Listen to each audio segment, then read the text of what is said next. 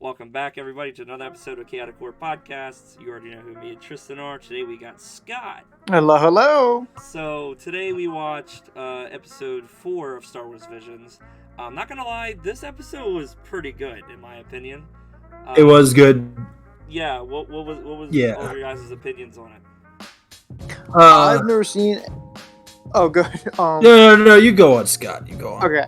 I've not seen any of the Star Wars Visions. I know. Heresy. Stone me, whatever. But that was excellent. I liked that it was not just all Star Wars and anime style, or was all anime with like little sprinkles of Star Wars. It was a nice balance of the two. Yeah. I really enjoyed it. I didn't mind that either. I was getting more of an anime vibe than a Star Wars vibe from this, but you're right, they did kind of sprinkle some Star Wars in there. I actually quite liked it. This episode was animated by Kenema Citrus. I might have mispronounced that first word. Now, Fruit. what else have they done? I'm gonna guess this feels like it almost feels like a studio. I cannot say Ghibli. I didn't get that vibe from Studio Ghibli. Ghibli. The animated Made in Abyss, Yes. Black Bullet, and Barakamon. And they also did a very popular show last year, which was The Rising of Shield Hero. That's what I thought that one was, but for me, it was all the Japanese, so I just didn't want to give out misinformation. No, I totally get it. I thought that was Rise of Shield Hero, so yeah. Rising of Shield Hero was a show that I wanted to introduce to you guys, but whenever we get back on the anime grind, I really don't notice any of the other shows. I really don't know any of them. These shows really stand out. Yeah. Which is great because they're getting things that like not a lot of people know. So right. Yeah. Oh, who were the voice actors? I feel like I recognize a few of them. Yeah, I feel like I recognize the female voice actor. So the one voice actor who voiced Aru, whatever. He doesn't seem like he has a lot of voice acting things. So he does play Dick Grayson in Gotham Knights. Oh, nice. That's coming out. Okay. Yeah. He's in Young Again. Star Wars Visions, of course. Blue Jacket, a Red Coat. It's a video game rumored. Okay, so I don't know how he's. Anyway, Marvel's Avenger only has additional voices. Time to Hunt as additional voices. Star Wars Resistance in multiple episodes. Home is Where the Killer Is. Days of Our Lives. Fallout 76. He was Dr. Bernard, Wastelanders DLC, and Craig Goldstein. He was also Lawrence Kessler in the Wastelanders DLC. Hawaii 5-0. There's not like a whole lot that I would really know, to be honest. I think he just has one of those voices. He's only got like 25 credits, and this is all my my source is imdb.com. Oh, I feel like he's an up and coming one. I use. Did I say his name was Christopher Sean? His name is Christopher Sean. Okay, yeah, I know Chris. Yeah, he's gonna be Nightwing. He actually does a really good job as Nightwing, from what I've heard. Holy crap! Just very little. Holy crap! Okay, so apparently Neil Patrick Harris voiced that brother in the previous episode. What? Who's Neil Patrick Harris How I Met again? Your Mother. No. Yes. No. The blonde guy? Yes. He's Neil got Oh like my god, Look at this. dude! I Look love at that this. man. Look at this. Hold on, wait. He was in Starship Troopers too. He did a good job with that. Oh, I forgot Dude. He played Dookie Howser. Look at this. Oh, I need. There is no way. Look at this. That's insane. Props to Neil Patrick Harris. Who played the old master? Who played that guy? His name is Kerry, and I'm not even gonna try and pronounce his middle name. Tagawa. It looks like he did Mortal Kombat 11. He played Shang Tsung. He played in Star Wars Rebels. Teen Titans: Trouble in Tokyo. He played that old guy that had the that's coming out of him. Yeah. Okay, that's where I've heard of him. Teenage Mutant Ninja Turtles and Batman: Rise of Teenage Mutant Ninja Turtles. Who does Steve Blum play? plays a Steve guy named Blum, I call him Blum. Okay, Steve Blum. Bloom. Both probably one of the ways. most famous voice actors next to Nolan North and Troy Baker. All right. He does. I can get He's on been you because you Dempsey. said He's been. that guy's name with a Boston accent. Okay, I need you to stop getting on other people. Okay, so Steve Blum I plays need a a guy voice. named Solomon Grundy. You don't know who Solomon You don't know Grundy who is. Solomon I don't know Grundy that is. much about DC. Oh my Oh gosh! my God. You gotta get educated on your DC. What the hell? Yeah, it does, but I feel like Steve Blum has more potential because Solomon Grundy isn't really all that intelligent. You No, know? he's not. Unless they've changed the character somehow. But at the same time, his his Oh yeah, it's voice a waste of talent. his voice won't hurt. It's a good fit, but I feel like he should yeah. I would Wasn't he kill also to have a the voice main? like Steve Wasn't he also the Blum. main character in Cowboy Bebop? Yeah, he was. Yeah, Hey. he does an excellent job with that role. So Steve Blum also did Claw in the Avengers game, the War for Wakanda DLC. Dude, he's been every single video. You could name a video game, and I guarantee Apparently- he's probably in it. Apparently, he did a demon in Demon Slayer. I have yet to listen to Demon Slayer in English dub, but apparently that's a thing. That's cool. Did Scarecrow in the Lego DC Batman Family Matters, the movie. I could hear the comments now. This guy really watches anime and sub. The sub and dub wars. The sub and dub wars are the I It's wars more remember that those. stupid keeps than the going. console wars. The sub and dub wars have been going on after World War II.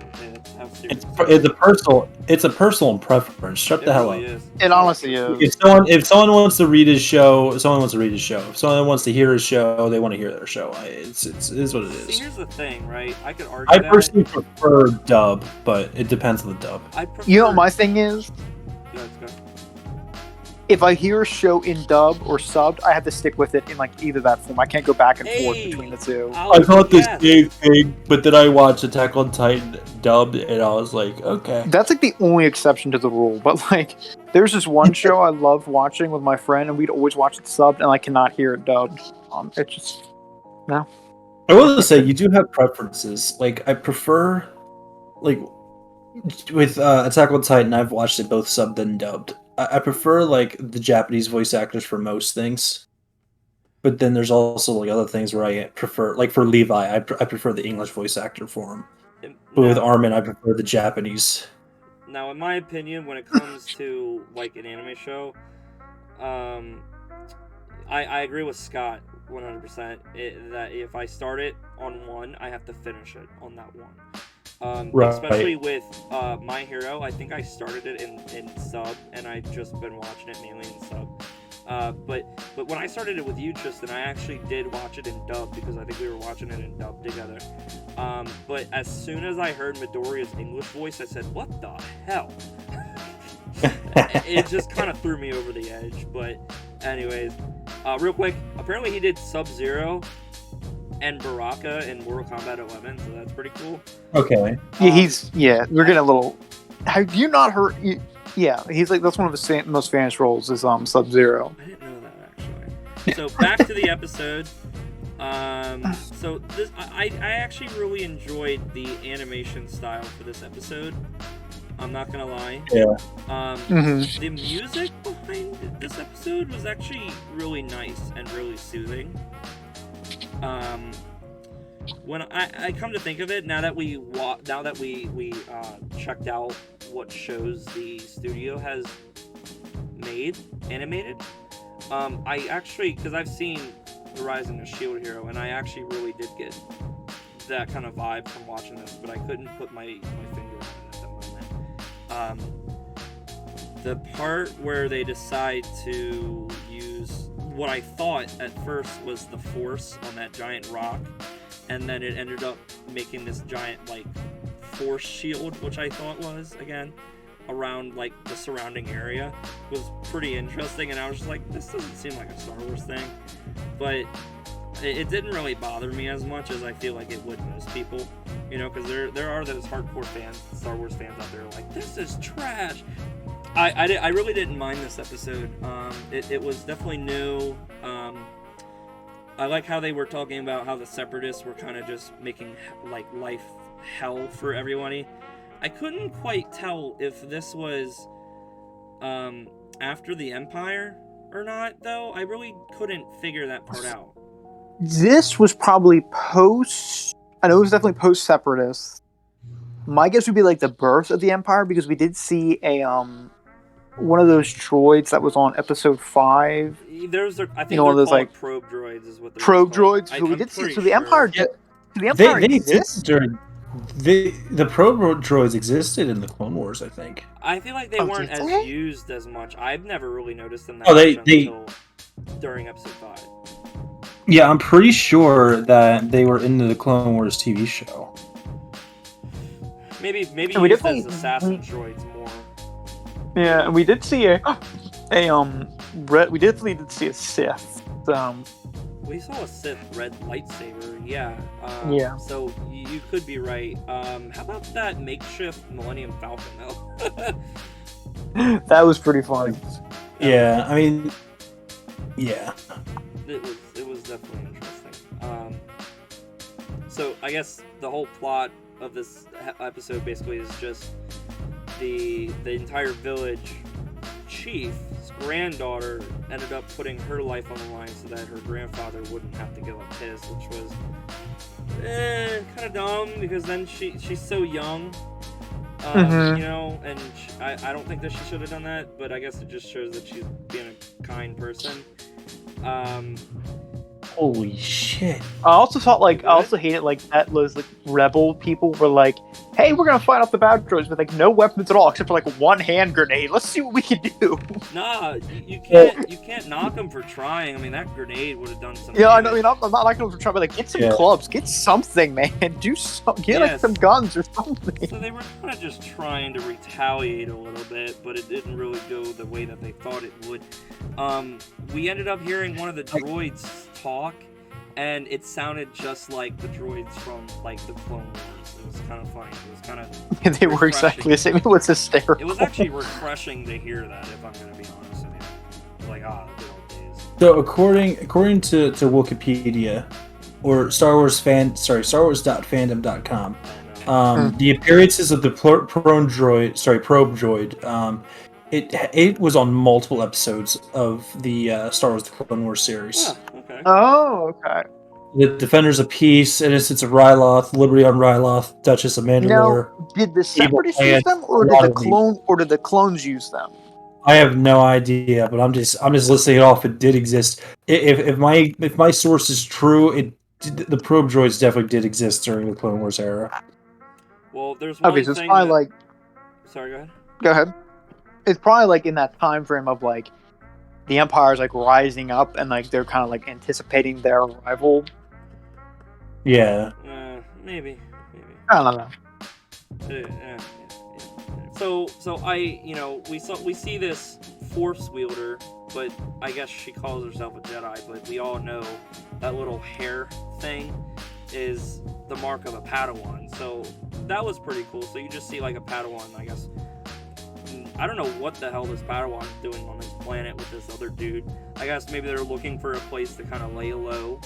Maybe if it is or training, I was thinking. Maybe, yeah. If it is around the Empire era, it kind of makes sense that she would try and find a planet to lay low, and maybe hone her skills, and so the villagers were kind of saying, when the sun rises, I guess they had some kind of ceremony, but when the sun rises, after the ceremony, then what were they, a gang or something? They come in and they take the chief's granddaughter as collateral, so that they'll leave the whole entire village alone.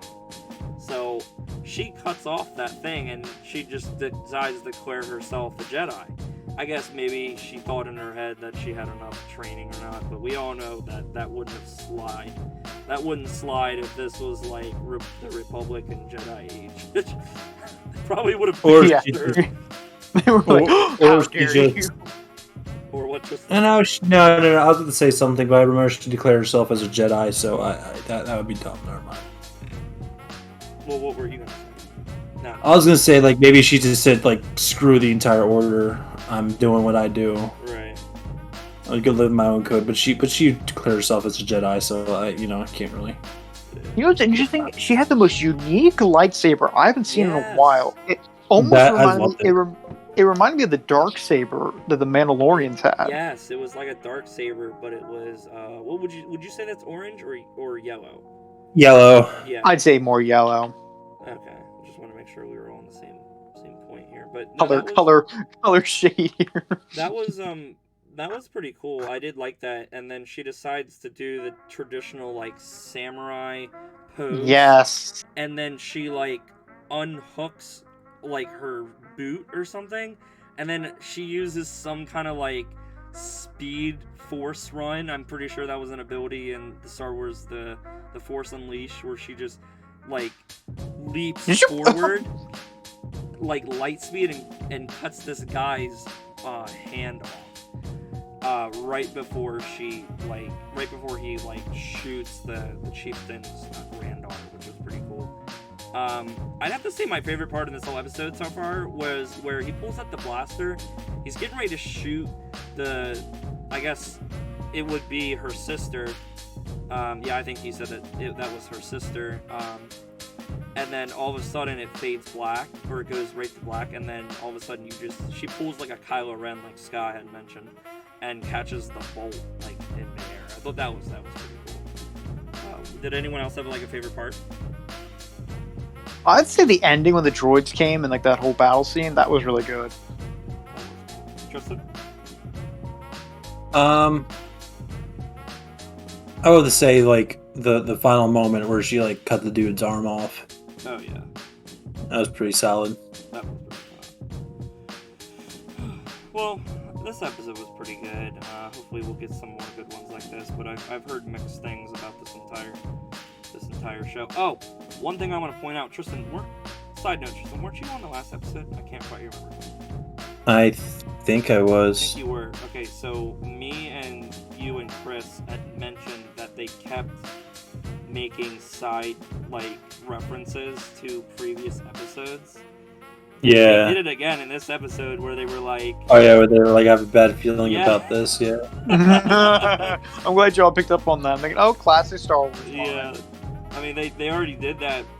I feel like for the past 3 episodes they've done that. So only in the last episode, episode 3, they just had like a crap ton of them. So that was funny.